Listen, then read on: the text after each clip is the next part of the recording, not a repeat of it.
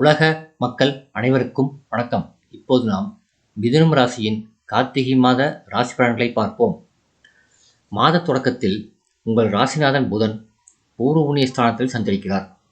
அவரோடு பலம் பெற்ற சுக்கிரன் இணைந்து புத சுக்கிர யோகத்தை உருவாக்கும் விதத்தில் இருப்பதால் செல்வ நிலை உயரும், செயல்பாடுகளில் வெற்றி கிடைக்கும், உங்கள் ஆரோக்கியம் சீராகும், தொழில் வளர்ச்சியில் இருந்த இடையூறு அகலும், குடும்பத்தில் உள்ள பெரியவர்கள் குழந்தைகளால் வரும் பிரச்சனைகள் சமாளித்து விடுவீர்கள்.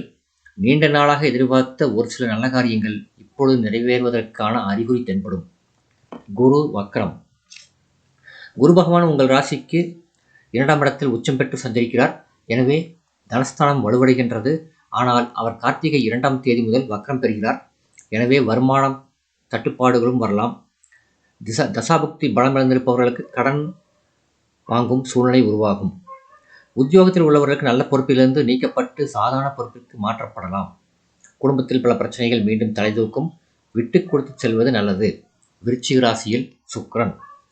கார்த்திகை 11ஆம் தேதி விருச்சிக ராசிக்கு சுக்கிரன் செல்கிறார். உங்கள் ராசிக்கு 5, 12 ஆகிய இடங்களுக்கு அதிபதியானவர் சுக்கிரன். 12க்கு அதிபதி 6ஆம் இடத்துக்கு வரும்பொழுது சில நல சம்பவங்கள் நடைபெறும். குறிப்பாக உத்தியோகத்தில் மாற்றங்களை எதிர்பார்த்து காத்திருந்தவர்களுக்கு அது நடைபெறும். புகழ்பெற்ற ஆலயங்களுக்கு சென்று வழிபட்டு வர வேண்டும் என்று சிந்தித்தவர்களுக்கு அது கைகூடும். வழக்குகளில் திசை திருப்பம் ஏற்படும். பிள்ளைகளின் எதிர்கால முன்னேற்றம் கருதி எடுத்த முயற்சிகளில் வெற்றி கிடைக்கும். அரசு வழி ஆதரவு உண்டு. தனுசு ராசியில் செவ்வாய்.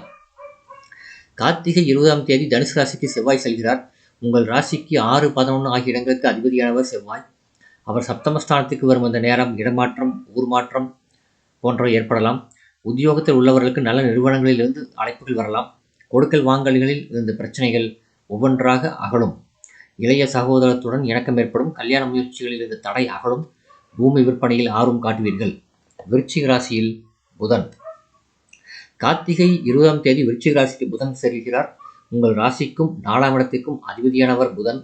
அவர் 6ஆம் இடத்துக்கு வருவது யோகம்தான். நிறைந்த தனலாபம் தரக்கூடிய விதத்தில் சில வாய்ப்புகள் இல்லம் தேடி வரும். புதிய நண்பர்கள் அறிமுகமாவார்கள். பிரபலமானவர்களின் பின்னணியில் சுபகாரியங்கள் நடைபெறும். புதிய தொழில் தொடங்கும் திட்டங்கள் வெற்றிகரமாக நிறைவேறும். பொது வாழ்வில் உள்ளவர்களுக்கு நல்ல பொறுப்புகள் கிடைக்கும். வியாபாரம் மற்றும் தொழில் செய்பவர்களுக்கு கணிசமான தொகை கைகளில் பொருளும். உத்தியோகத்தில் உள்ளவர்களுக்கு உயர் பதவி உண்டு. கலைஞர்களுக்கு நம்பிக்கைகள் நடைபெறும். மாணவ மாணவிகளுக்கு பெற்றோர் ஆசிரியர்களின் ஆதரவு உண்டு. பெண்களின் எண்ணங்கள் ஈடேறும். வருமானம் திருப்தி தரும். சனி வக்ர நிவர்த்தி. பாகிஸ்தானத்தில் சஞ்சரிக்கும் சனி பகவான் வக்ர நிவர்த்தியாகிறார்.